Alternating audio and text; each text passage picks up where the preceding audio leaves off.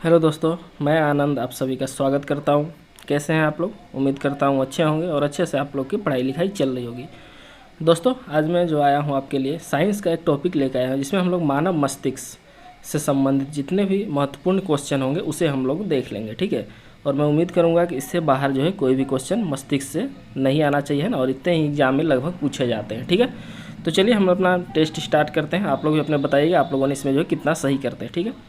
चलिए, आपका पहला क्वेश्चन है, मनुष्य में निम्नलिखित में से कौन सी तंत्रिका तंत्र पाई जाती है ना, मानव में कौन सी तंत्रिका तंत्र पाई जाती है? केंद्रीय तंत्रिका तंत्र, परिधीय तंत्रिका तंत्र, स्वायत्त तंत्रिका तंत्र या इनमें से सभी? तो इसका आंसर क्या हो जाएगा? इसका आंसर हो जाएगा इनमें से सभी। ये सभी तंत्रिका तंत्र जो है मानव में पाई जाती हैं, ठीक है। चलिए, अब आपका अगला क्वेश्चन है, मानव मस्तिष्क कौन से तंत्रिका तंत्र का भाग होता है ना? मानव मस्तिष्क जो है कौन से तंत्रिका तंत्र का भाग होता है? केंद्रीय तंत्रिका तंत्र का, परिधीय तंत्रिका तंत्र का या स्वायत्त तंत्रिका तंत्र का, या इनमें से कोई नहीं? तो मानव मस्तिष्क जो होता है वो केंद्रीय तंत्रिका तंत्र का भाग होता है ना। मानव मस्तिष्क केंद्रीय तंत्रिका तंत्र का भाग होता है। चलिए, अगला क्वेश्चन है आपका, निम्नलिखित में से किस से केंद्रीय तंत्रिका तंत्र मिलकर बना होता है? तो मतलब कि केंद्रीय तंत्रिका तंत्र के कौन कौन से भाग इसमें आते हैं? तो मस्तिष्क, मेरुरज्जु, या दोनों, या फिर कोई नहीं? तो केंद्रीय तंत्रिका तंत्र जो है दो चीज़ों से मिलकर बना होता है। किससे किससे? मस्तिष्क से और मेरुरज्जु दोनों से मिलकर बनता है केंद्रीय तंत्रिका तंत्र। इसका आंसर हो जाएगा ये दोनों। चलिए, अगला क्वेश्चन है, मानव मस्तिष्क कौन से अस्थियों के खोल से ढका रहता है? मानव मस्तिष्क जो होता है कौन से खोल से ढका रहता है, उसे क्या कहते हैं? क्रेनियम कहते हैं, कार्पोरा कहते हैं, कार्टेक्स कहते हैं, या इनमें से कोई नहीं? तो इसका आंसर क्या हो जाएगा? क्रेनियम से, क्रेनियम नामक हड्डी से मानव मस्तिष्क जो है ढका रहता है, ठीक है।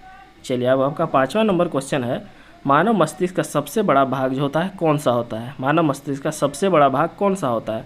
मध्य मस्तिष्क, अग्र मस्तिष्क, पश्च मस्तिष्क, या सेरिबेलम? तो इसका आंसर क्या हो जाएगा?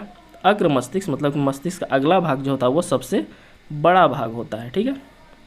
चलिए, अगला क्वेश्चन है, मानव मस्तिष्क का वजन लगभग जो है कितना होता है? 1300 ग्राम, 1500 ग्राम, 1400 ग्राम, या 1000 ग्राम? तो इसका आंसर क्या हो जाएगा? लगभग 1400 ग्राम के आसपास जो मानव मस्तिष्क का वजन होता है। चलिए, अगला क्वेश्चन है, ईईजी का संबंध किससे है? ईईजी का संबंध निम्नलिखित में से किससे है? आँख से, मस्तिष्क से, कान से, या फिर हृदय से? तो इसका आंसर क्या हो जाएगा? ईईजी का संबंध मस्तिष्क से होता है।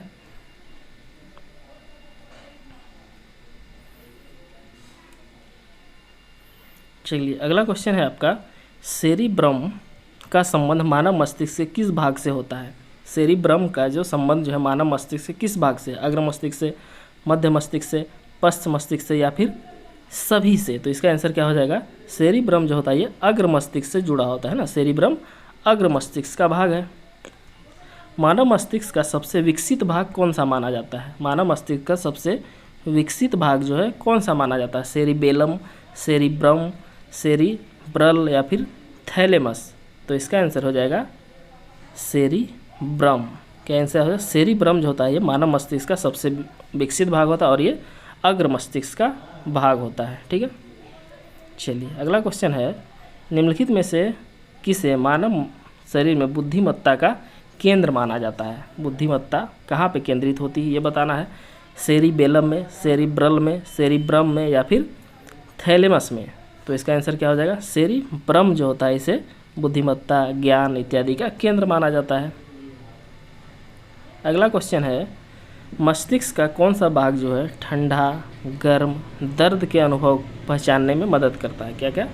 ठंडा, गर्म और दर्द को पहचानने में मदद करता है। तो इसका आंसर क्या होगा बताना है। ऑप्शन सुन लीजिए, सेरेब्रम, थैलेमस, हाइपोथैलेमस, या फिर मेरुरज्जु? तो इसका आंसर क्या हो जाएगा? ठंडा, गर्म इत्यादि को पहचानने में थैलेमस जो है वो मदद करता है ना। थैलेमस मदद करता है। चलिए, मस्तिष्क का कौन सा भाग जो है पसीना, गुस्सा, खुशी इत्यादि को नियंत्रित करता है? ये आपके एग्जाम में बहुत पूछा जाता है। पसीना, गुस्सा, खुशी को क्या नियंत्रित करता है? सेरेब्रम, थैलेमस, हाइपोथैलेमस, या फिर मेरुरज्जु? तो इसका आंसर क्या हो जाएगा? हाइपोथैलेमस जो होता है इन सभी क्रियाओं को नियंत्रित करता है। निम्नलिखित में से कौन सा संवेदनात्मक क्रियाओं को नियंत्रित करता है ना? हमारे शरीर में संवेदनात्मक क्रियाएं जो होती है उसे कौन नियंत्रित करता है ये बताना है। हाइपोथैलेमस, थैलेमस, एड्रिनल ग्रंथि या फिर इनमें से कोई नहीं। तो हाइपोथैलेमस जो होता है ये संवेदनात्मक क्रियाओं को नियंत्रित करने का कार्य करता है। चलिए अगला क्वेश्चन है, अगला क्वेश्चन निम्नलिखित में से कौन जो है हमें देखने तथा सुनने की शक्ति को नियंत्रित करता है ना, कौन हमें जो है देखने और सुनने की शक्ति को नियंत्रित करता है? थैलेमस, हाइपोथैलेमस, कार्पोरा क्वाड्रिजेमिना या फिर सेरेब्रल। तो इसका आंसर क्या हो जाएगा? कार्पोरा क्वाड्रिजेमिना, जो कि मध्य मस्तिष्क का भाग होता है ना, ये जो है हमारे सुनने और देखने में मदद करता है। चलिए अगला क्वेश्चन है, यह आपके एग्जाम में जो है बहुत आता है। कौन सा भाग जो शरीर के ताप को नियंत्रित करने का कार्य करता है ना, हमारे तापमान को कौन सा नियंत्रित करता है? थैलेमस, हाइपोथैलेमस, मेरुरज्जु या फिर सेरेब्रल। तो इसका आंसर क्या हो जाएगा? हाइपोथैलेमस जो होता है ये ताप क्रम को नियंत्रित करने का कार्य करता है। चलिए अब 16 नंबर क्वेश्चन है, मानव मस्तिष्क का कौन सा भाग शरीर के संतुलन को बनाए रखने में मदद करता है ना, शरीर के संतुलन बनाए रखने में कौन सा मदद करता है? सेरिबेलम, सेरिब्रम, सेरिब्रल या फिर इनमें से कोई नहीं। तो सेरिबेलम जो होता है ये पश्च मस्तिष्क का भाग होता है और यही जो हमारे शरीर के संतुलन बनाए रखने में मदद करता है। चलिए आपका अगला क्वेश्चन है, प्रतिवर्ती क्रियाओं मतलब रिफ्लेक्स एक्शन का नियंत्रण जो है कहाँ से होता है? प्रमस्तिष्क, मध्य मस्तिष्क, मेरुरज्जु या फिर सेरेब्रम। तो इसका आंसर क्या हो जाएगा? मेरुरज्जु जो होता है स्पाइनल कॉर्ड, ये जो है प्रतिवर्ती क्रियाओं को नियंत्रित करता है। चलिए 18 नंबर क्वेश्चन, ये भी आपके एग्जाम में बहुत आता है। मनुष्य को भूख लगने की जो अनुभूति होती है, हम लोग को जो भूख लगने की अनुभूति होती है, ये मस्तिष्क के किस भाग से होता है?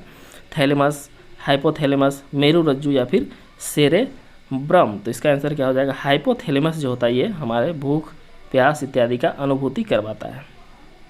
19 नंबर क्वेश्चन है, मानव शरीर का सबसे बड़ी कोशिका जो है कौन सी मानी जाती है?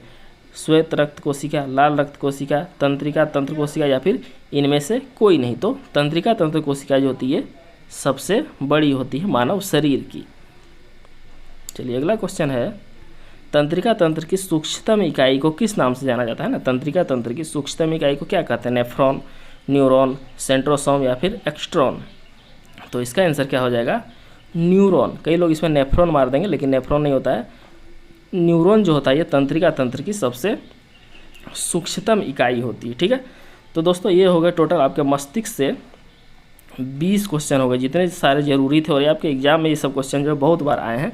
तो मैंने ये 20 क्वेश्चन को टोटल इसमें किया है। आप लोग बताइएगा आप लोगों ने इसमें लगभग कितने जो है सही किया, और ये सभी बहुत ही VVI हैं। इसे आप लोग वीडियो को 2 से 3 बार देख लीजिएगा क्योंकि आपके एग्जाम में बहुत रिपीट होते हैं। ठीक है, आपके मस्तिष्क से अगर कोई भी क्वेश्चन बनता है तो इसी के अंदर जो है आपके कोई भी क्वेश्चन जो है बन जाने चाहिए। ठीक है, चलिए दोस्तों मिलेंगे आप लोगों से अगले वीडियो में किसी अन्य टॉपिक के साथ। धन्यवाद।